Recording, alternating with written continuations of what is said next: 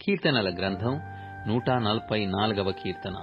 నాకు ఆశ్రయ దుర్గమగు యెహోవా సన్నుతింపబడునుగాక. ఆయన నా చేతులకు యుద్ధమును, నా వ్రేళ్లకు పోరాటమును నేర్పువాడైయున్నాడు. ఆయన నాకు కృపానిధి, నా కోట, నా దుర్గము, నన్ను తప్పించువాడు, నా కీడెము, నేనాశ్రయించువాడు.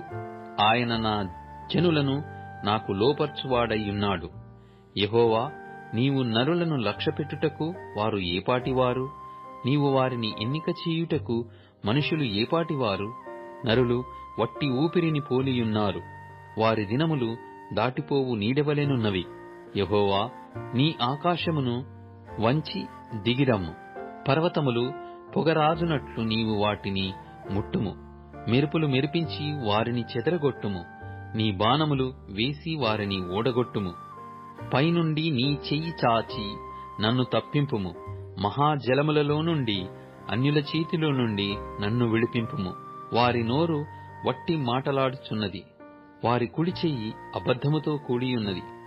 దేవా, నిన్ను గూర్చి నేనొక క్రొత్త కీర్తన పాడెదను. 10 తంతుల సితారాతో నిన్ను కీర్తించెదను. నీవే రాజులకు విజయము దయచేయువాడవు. దుష్టుల ఖడ్గము నుండి నీవు నీ సేవకుడైన దావీదును తప్పించువాడవు. నన్ను తప్పింపుము. అన్యజనుల చేతిలో నుండి నన్ను విడిపింపుము.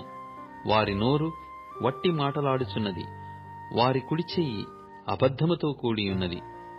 మా కుమారులు తమ యవన కాలమందు ఎదిగిన మొక్కల వలె ఉన్నారు.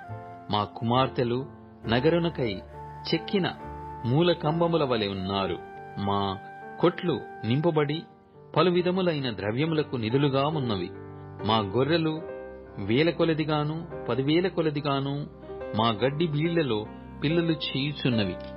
మా ఎడ్లు గొప్ప బరువులు మోయగలవి. మా వీధులలో చొరబడుట అయినను ఉరుకులెత్తుట అయినను లేదు. వాటిలో శ్రమగల వారి మొర్ర వినబడుట అయినను లేదు. ఇట్టి స్థితి గలవారు ధన్యులు. యెహోవా తమకు దేవుడు గల జనులు ధన్యులు.